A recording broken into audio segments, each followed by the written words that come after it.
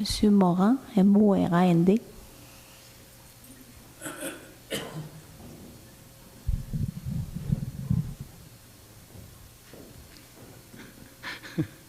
Bon, je regardais le lutrin. Monsieur le maire, madame les conseillers, messieurs les conseillers, bonsoir.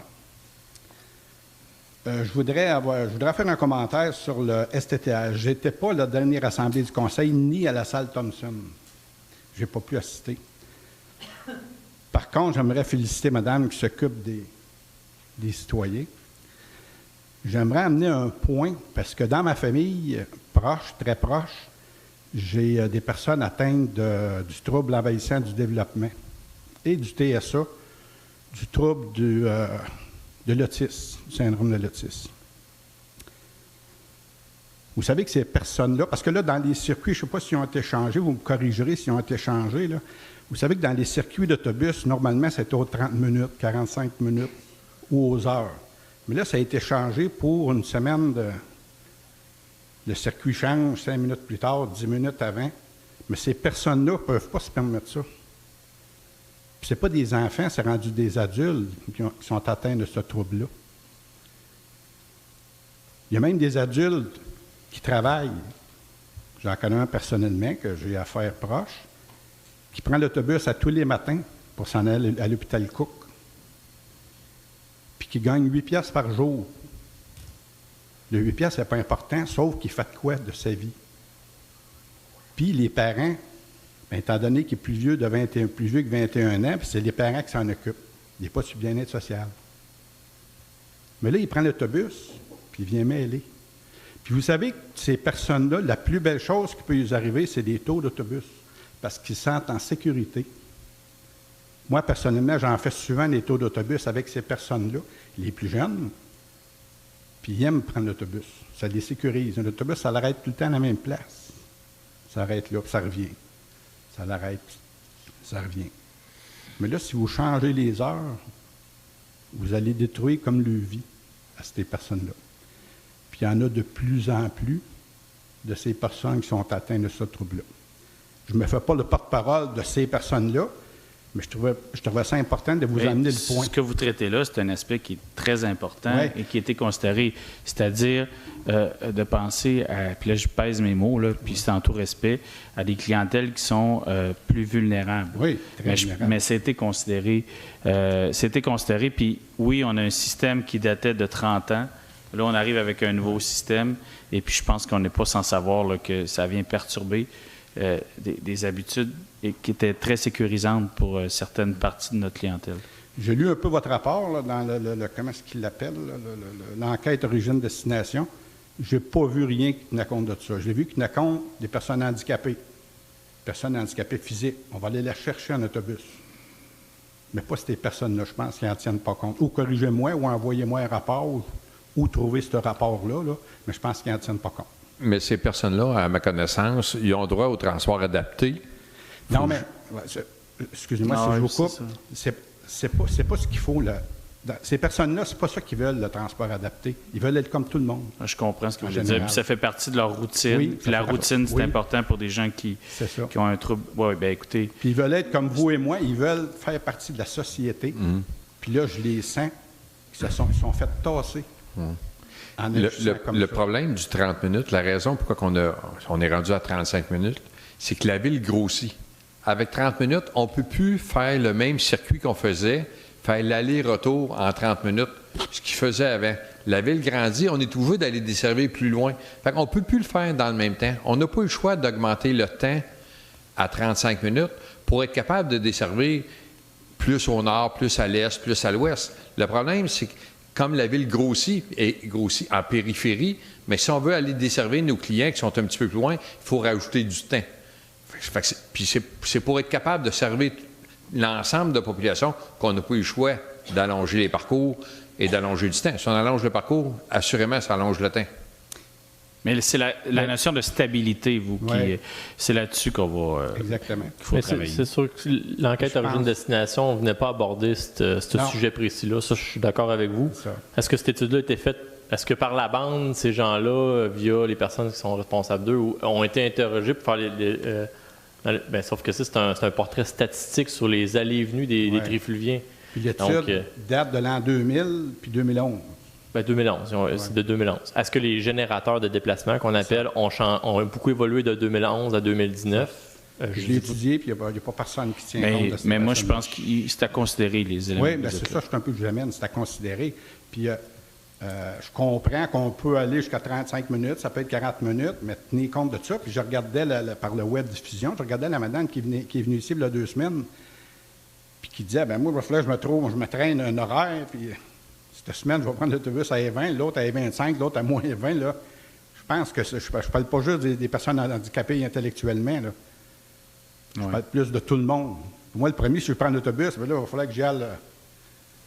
Bon, vous comprenez ce que c'est? Oui, bien. Ouais. C'est un système, puis je me fais le défenseur de la STTR.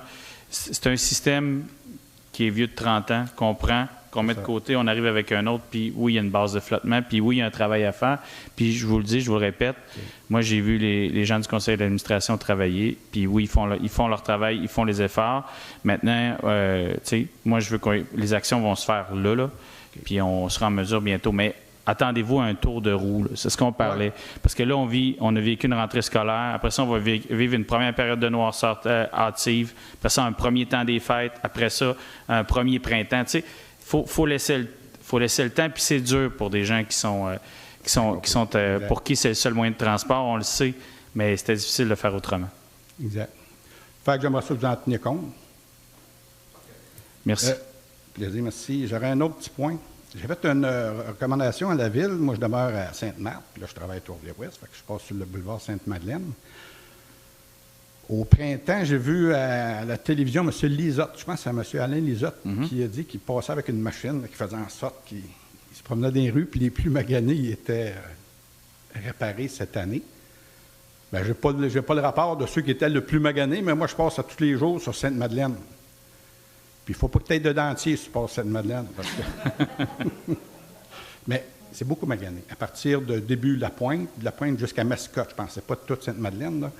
C'est beaucoup, beaucoup magané, dû à plusieurs travaux. Tu sais, ils font des travaux, ils réparent l'asphalte un petit bout, ils refont des travaux, ils réparent l'asphalte, mettent une patte, l'eau s'infile, c'est beaucoup magané.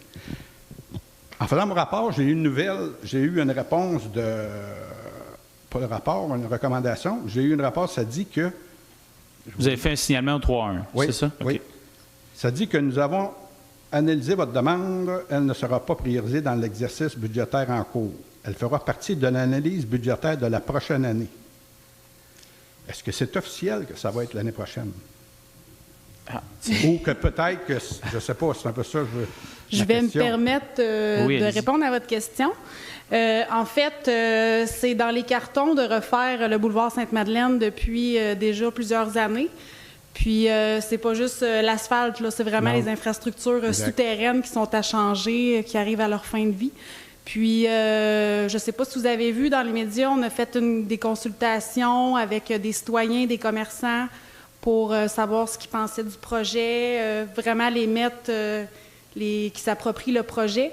Donc, c'est sûr que c'est une procédure qui va s'échelonner quand même sur une période, ça va être sur une couple d'années, là, mais c'est prévu qu'on la refasse, Sainte-Madeleine, et je veille à ce qu'on la refasse, parce que moi aussi, je passe là tous les jours, puis j'en entends parler. C'est dans les boîtes, mais c'est pas pour cette année. Ça va être vraiment dans les années à venir. Là, il y a un processus, là. À court mais ça s'en vient. Dans les années à court terme, on va continuer à c'est ça. Puis le travail s'est fait. Moi, j'ai assisté, comme bien des gens ici, Pierre-Luc, Sabrina, on a assisté aux rencontres où les gens étaient appelés à refaire le design de Sainte-Madeleine, de revoir tout ça. Mais c'est intéressant. Puis les commerçants, ils sont mis à profit, de même que les citoyens. Je pense que c'est une belle démarche, mais c'est sûr que là, on a hâte d'avoir de l'asphalte neuve, j'en conviens. Mais vous ne referez pas ça comme il était avant, là?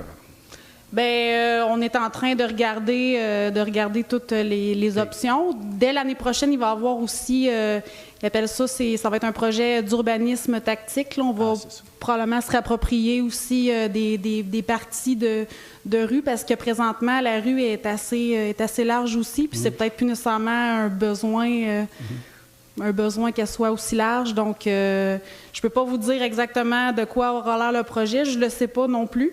Mais Ça s'inscrit dans une belle démarche de revitalisation vraiment, du coin. Dans une belle démarche de consultation aussi des citoyens puis des commerçants, là. Je sais que ça va se faire sur Saint-Maurice. Saint-Maurice-Centre, qu'ils l'appellent, je pense. La rue Saint-Maurice aussi. Ils vont tout refaire. J'espère que... Vous voulez dire le boulevard Saint-Maurice? Oui, OK. au centre-ville, là. Mais j'espère que l'autre va se faire avant parce qu'elle est plus maganée que Saint-Maurice. En tout cas, ça, là. C'est prévu quand? Non, le boulevard Saint-Maurice, c'est chez vous? Centre-ville, là. C'est loin? Oui, bien écoutez. Bon, en tout cas, vous comprenez mon point de vue. Oui. Ça, c'est beau. Puis, qu'est-ce que je voulais dire? Il y avait d'autres choses, je l'ai perdu.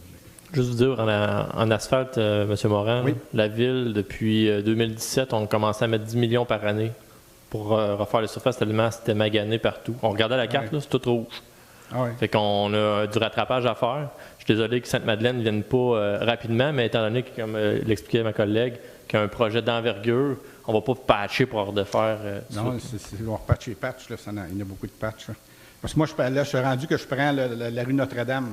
Mais Notre-Dame, on a là stationné ses deux côtés. Fait que je veux dire que même en été, c'est difficile. Là. En plus, la piste cyclable, fait que là, on s'en va pas très. Pardon? Ah oui, même la vitesse, c'est dangereux, même vu qu'on tricote. Là, on est tous préoccupés, hein, vous le sentez bien, tout le monde. Oui, j'en doute même pas. Fait que c'était mes points de vue, puis je vous souhaite une bonne fin de soirée. À vous aussi. Merci beaucoup. Monsieur Veilleux.